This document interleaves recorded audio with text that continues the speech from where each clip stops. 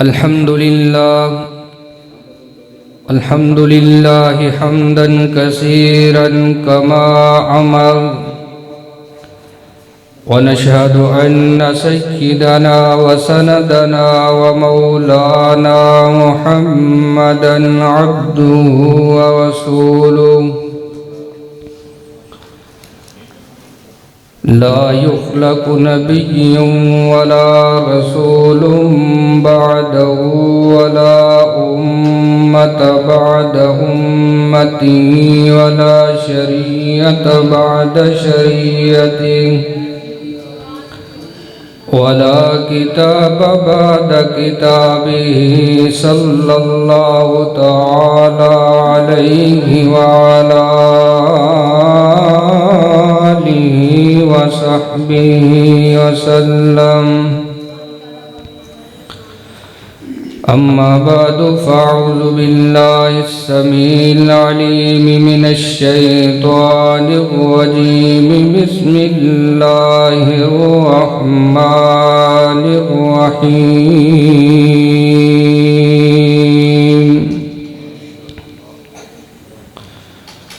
يا صاحبي السجن أرباب متفرقون خير أم الله الواحد القهار؟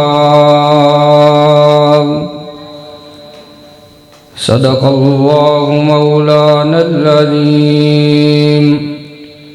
وعن معاوية بن أبي سفيان رضي الله تعالى عنهما قال: قال صاحب القرآن صلى الله عليه وسلم: من يرد الله به خيرا يفقهه في الدين. ہر ابتدا سے پہلے ہر انتہا کے بعد ذات نبی بلند ہے ذات خدا کے بعد.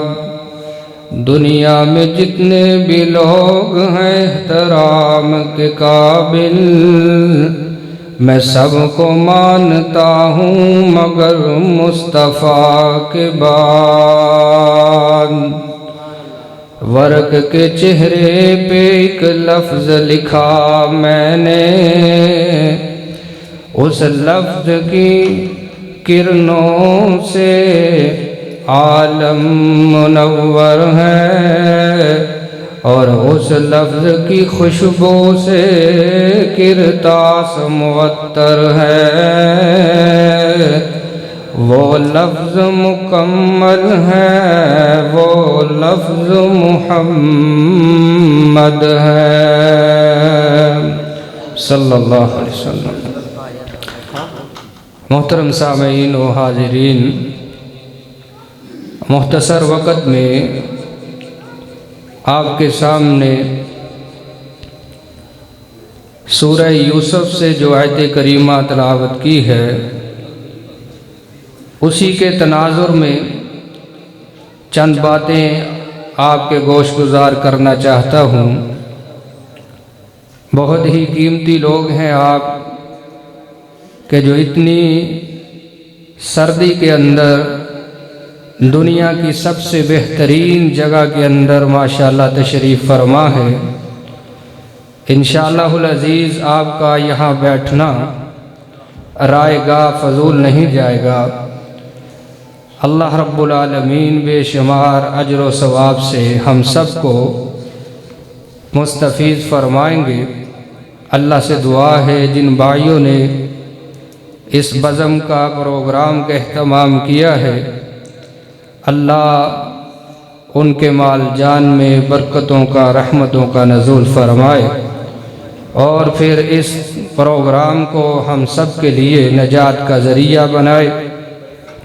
دوستو، بھائیو، بزرگوں، حضرت یوسف علیہ السلام جیل کے اندر داخل ہوتے ہیں تو ساتھ ہی آپ کے دو اور نوجوان بھی جیل جاتے ہیں.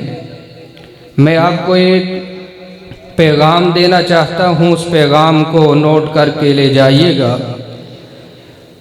کیونکہ یہی مشن مصطفیٰ تھا صلی اللہ علیہ وسلم، اور یہی مشن تھا ہر نبی کا، اور اسی مشن کے لیے ہی خالق کائنات نے اس کائنات کو تخلیق کیا ہے، پیدا کیا ہے، اور کوئی مقصد نہیں تھا۔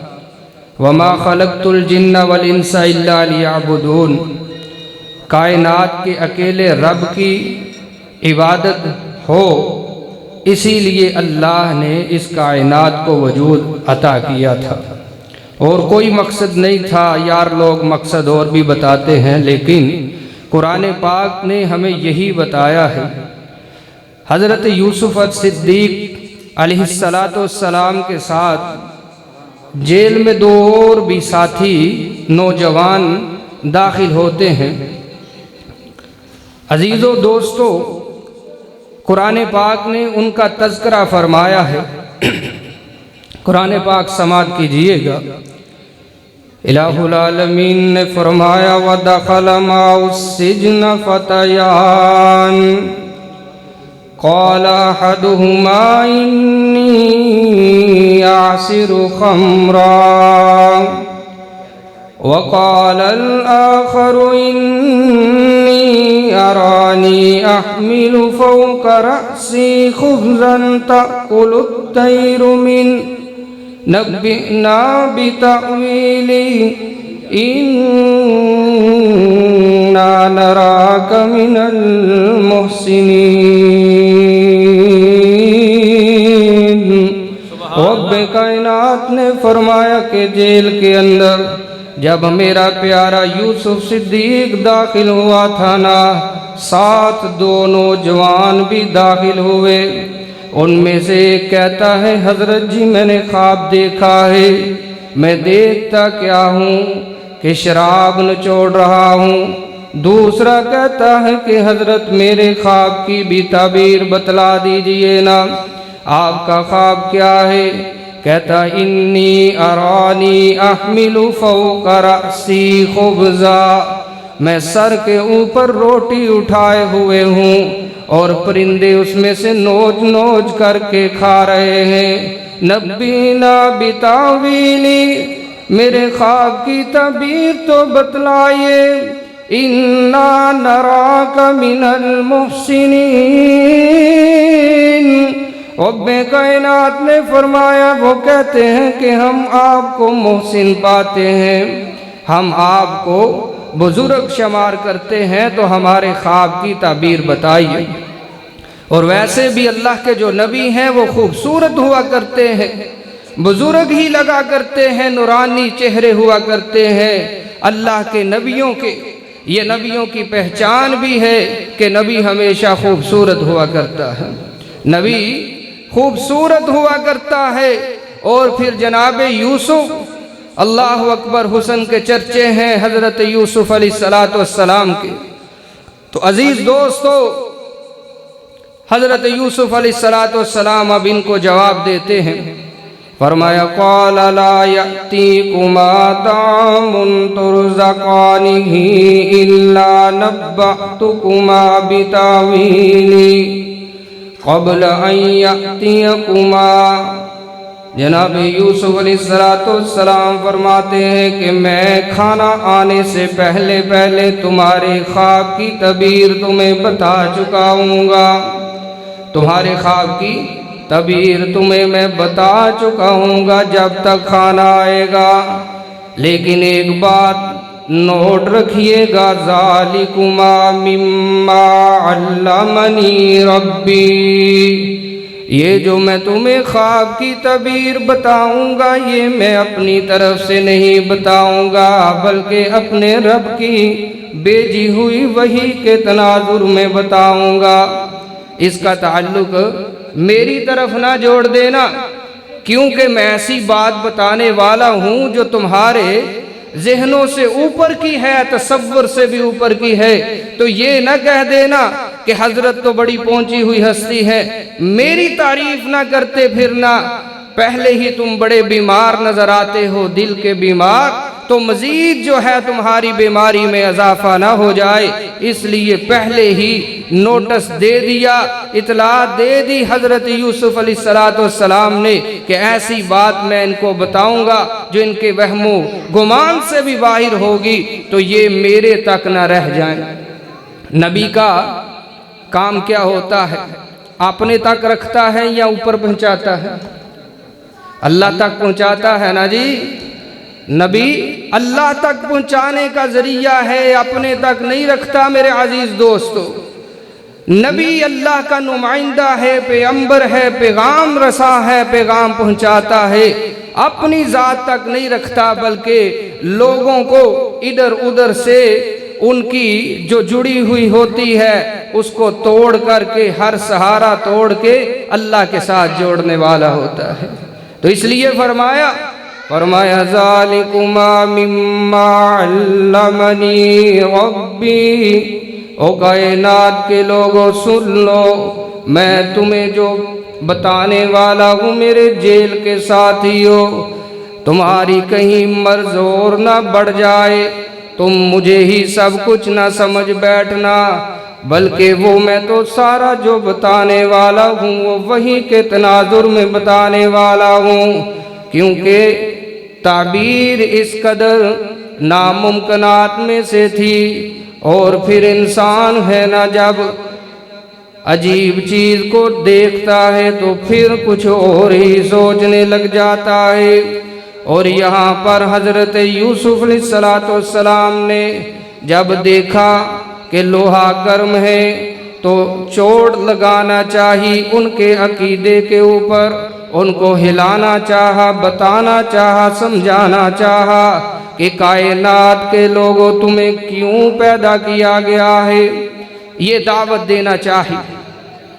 اور عزیز دوستو غور کیجئے گا، جناب یوسف علیہ السلام کہاں سے ہوتے ہوئے ظلم سہتے ہوئے کہاں کنویں میں گرائے گئے، محل کے اندر ستائے گئے، اور پھر جو ہے وہ جیل کے اندر بے گناہ ڈالے گئے ہیں۔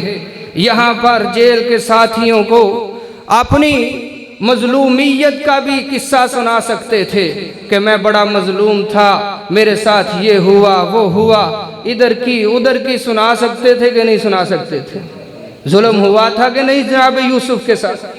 عزیز دوستو ظلم بھی ہوا تھا، سارا کچھ ہوا تھا، لیکن نبی ایک مقصد کے لیے کائنات میں آیا کرتا ہے کہ دنیا جو در بدر ہوا کرتی ہے، پھرا کرتی ہے، کبھی ادھر کبھی ادھر سر جھکایا، کبھی ادھر سجدہ کیا، کبھی ادھر سے امیدیں لگا لی، کبھی ادھر سے، اللہ اکبر، انبیاء ساری دنیا کو ادھر ادھر سے اٹھا کر کے ایک اللہ کے سامنے جھکانے کے لیے آیا کرتا ہے۔ اللہ کے نبی نے اپنے مقصد کو سمجھا اور اسی کے تحت جو ہے جب دیکھا کہ اب یہ میرے ساتھی میری بات سن لیں گے، سننے کے لیے ماحول سازگار ہے، تو کچھ اور نہیں کہا بلکہ یہی کہا کہ جو رب کی طرف سے وہ پیام لے کر کے آئے تھے وہ کیا تھا۔ اور پھر حضرت رسول اللہ صلی اللہ علیہ وسلم بھی کائنات میں آئے تو کیسے پیدا ہوئے تھے؟ یتیم تھے نا، ہمارے آقا یتیم پیدا ہوئے تھے، باپ نہیں تھا، والدہ بھی جلدی جلدی داغ مفارقت دے کر کے چلی گئی، کوئی نہیں تھا آپ کا، مظلوم یعنی کہ یتیم تھے۔ کائنات کے لوگوں کو اپنے قصے سنا سنا کر کے اپنا بنا لیتے، لیکن کبھی نہیں بتایا، کبھی نہیں۔ بلکہ کیا پیغام تھا کائنات کے لوگوں کو جب پہلی دعوت دی، پہلا مشن جو آپ نے اپنا بیان کیا وہ کیا تھا؟ سارے لوگوں کی دعوت کی، اکٹھا کیا اور فرمایا کوہ صفا کے اوپر کھڑے ہو کر کے فرمایا قولوا لا الہ الا اللہ، او کائنات کے لوگوں کہہ دو کیا؟ لا الہ الا اللہ، میرے آنے کا مقصد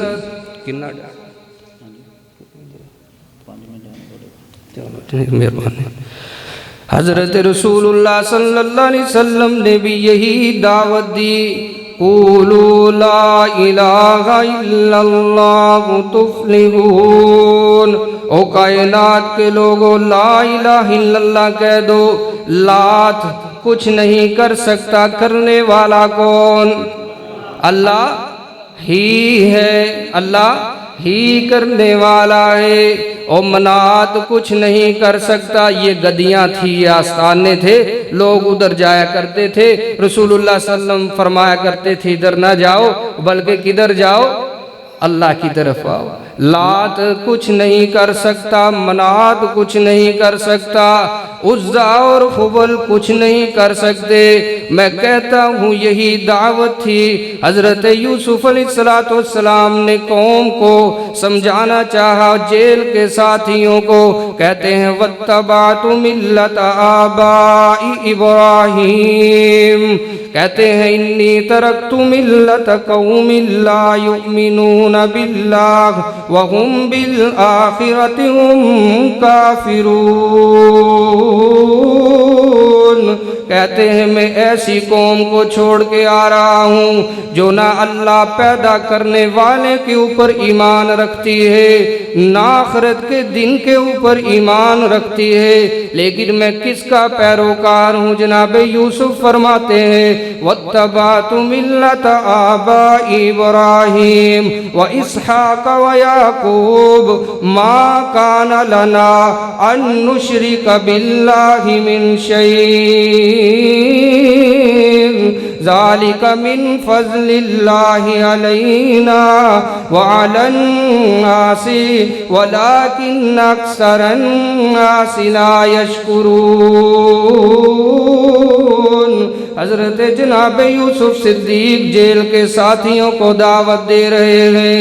میرے عزیز دوستو، کہتے ہیں کہ ہم کس کے پیروکار ہیں، ہم کس کے ماننے والے ہیں؟ ہم اپنے دادا ابراہیم کے اتباع کرنے والے۔ ابراہیم بھی موحد تھے، وہ اللہ کے سامنے کسی سے کبھی بھی امید نہیں رکھا کرتے تھے۔ ان کا توکل اللہ کے اوپر، ان کا بھروسہ اللہ کے اوپر، ان کا یقین اللہ کے اوپر، ان کا ایمان اللہ واحد کے اوپر، اللہ کے سوا کسی کے اوپر نہیں تھا۔ ہم تو اس کے ماننے والے ہیں۔ او جیل کے ساتھیوں، آؤ نا تم بھی آج شرک کرتے ہو اللہ کے ساتھ، چھوڑ دو، اس کی ہی اتباع کرو جس کی ہم پیغمبر کرنے والے ہیں، اور جو اللہ نے ہمیں شرک سے محفوظ رکھا۔ پیغمبر کا عقیدہ سنیے نا، فرمایا من فضل اللہ، تم شرک کرتے ہو ہم نہیں کرتے، تو یہ کس کا فضل؟ اللہ کا فضل ہے، ہمارا کوئی کمال نہیں ہے۔ آپ کی طرح ہماری بھی دو آنکھیں، دو کان، دو ہاتھ، دو پیر، اسی طرح ہمارا دل، اسی طرح تمہارا دل، لیکن کتنی بدبختی ہے، پیدا کرنے والا وہ ہے لیکن تم جھکتے ہو کسی اور کی طرف، ہم جھکتے ہیں اپنے رب کی طرف۔ یہ کس کا فضل ہے؟ ہم کس کے سامنے جھکتے ہیں؟ یہ کس کا فضل ہے؟ اللہ کا فضل ہے۔ یا آپ کے ہمسائے ہندو ہیں، خود بت بناتے ہیں، اس کے آگے جھک جاتے ہیں، اس سے منتیں مانگتے ہیں، اس کے سامنے مرادیں رکھ دیا کرتے ہیں۔ فرمایا من فضل اللہ علینا وعلی الناس ولکن اکثر الناس لا یشکرون، ہم اللہ کا شکریہ ادا کرتے ہیں، اکثر لوگ نہیں کرتے۔ اب دعوت دی، کہتے ہیں یا صاحبہ السجن، اے میرے جیل کے ساتھیوں، اب یہ تو بتاؤ نا، یا صاحبہ السجن ارباب متفرقون خیر ام اللہ الواحد القہار، کیا الہ واحد بہتر ہے؟ یعنی ایک در سے سارا کچھ مل جائے، یہ ٹھیک ہے یا در بدر پھرنا؟ آپ بھی بتائیے ذرا، بات بس ختم کرنے لگا ہوں۔ عزیز دوستو، آپ کا ایک ہی در سے سارے کام ہو جائیں، یہ بہتر ہے کہ در بدر پھریں۔ ہاں جی، رزق لینا ہے تو ادھر آئیں، بارش کی ضرورت ہے تو کہیں اور چلے جائیں، اولاد لینی ہے تو کوئی اور علاقہ تلاش کیا جائے۔ میرے عزیز دوستو، کیا بہتر ہے، ایک ہی جگہ سے مل جائے یا در بدر؟ ایک ہی جگہ سے۔ ماشاءاللہ، اللہ آپ کو سلامت رکھے۔ اور وہ در کون سا ہے؟ اللہ کا در ہے۔ آئیے اسی کی طرف سارے نبیوں نے ہمیں پیغام دیا ہے، اور قرآن بھی یہی پیغام دیتا ہے۔ قرآن کو سمجھیے، قرآن بیان کرنے کے لیے اللہ نے امام الانبیاء کو بھیجا ہے۔ حضرت خلیل اللہ علیہ السلام نے مانگا تو اسی وجہ سے مانگا تھا کہ ربنا وابعث فیہم رسولا یتلو علیہم، اللہ ایسا رسول بھیج جو تیرے قرآن کی تلاوتیں کر کر کے لوگوں کو پاک کرنے والا ہو۔ تو پاک کون کرتا ہے؟ قرآن کرتا ہے۔ قرآن وہ قصے کہانیاں نہیں، قوالیاں نہیں میرے عزیز دوستو، یہ میوزک اور گانے پاک نہیں کرتا، روح کو سکون نہیں دیتا۔ آخری بات ہے، صحابہ کرام رضوان اللہ علیہم اجمعین کو تڑپا کرتے تھے۔ کس طرح؟ اللہ کا قرآن کہتا ہے، بس آخری آیت بعد ختم ہے، فرمایا وَإِذَا سَمِعُوا مَا أُنزِلَ إِلَى الرَّسُولِ تَرَىٰ أَعْيُنَهُمْ تَفِيضُ مِنَ الدَّمْعِ مِمَّا عَرَفُوا مِنَ الْحَقِّ يَقُولُونَ رَبَّنَا آمَنَّا فَاكْتُبْنَا مَعَ الشَّاهِدِينَ۔ فرمایا الہ العالمین نے جب میرے محبوب آپ کے اوپر قرآن نازل ہوتا ہے تو آپ دیکھتے ہیں سننے والے کون تھے؟ صحابہ کرام، حضرت ابوبکر صدیق، فاروق اعظم، عثمان ابن عفان، علی حیدر کرار۔ نبی کے سارے صحابہ کے متعلق فرمایا تَرَىٰ أَعْيُنَهُمْ تَفِيضُ مِنَ الدَّمْعِ، جب یہ قرآن سنتے ہیں تو ان کی آنکھوں سے آنسو جاری ہو جاتے ہیں۔ کیا سن کر؟ قرآن سن کر، قرآن پڑھ کر کے اللہ کے نبی کے صحابہ رویا کرتے تھے۔ میرے عزیز دوستو، آج میں آخر پر یہی دعا کرتا ہوں کہ اللہ رب العالمین ہمیں بھی قرآن پڑھنے والا بنا دے۔ اللہ ماشاءاللہ یہ بچے تشریف فرما ہے، یہ یقیناً اسی مسجد کے پڑھنے والے طالب علم ہیں۔ یہ ایک پودا لگا ہوا ہے جس نے لگایا، اور جو آج اس کے اندر کام کر رہے ہیں، بچے پڑھ رہے ہیں، اللہ سب کی نیکیوں کو، حسنات کو شرف قبولیت عطا فرمائے، اور اللہ ان بچوں کو دین کا عالم بنائے، مبلغ بنائے، قاری بنائے۔ جو کچھ سنا ہے، سنایا ہے، اللہ اپنی بارگاہ میں قبول و منظور فرمائے، ذریعہ نجات بنائے۔ وَأَقُولُ قَوْلِي هَٰذَا وَأَسْتَغْفِرُ اللَّهَ لِي وَلَكُمْ۔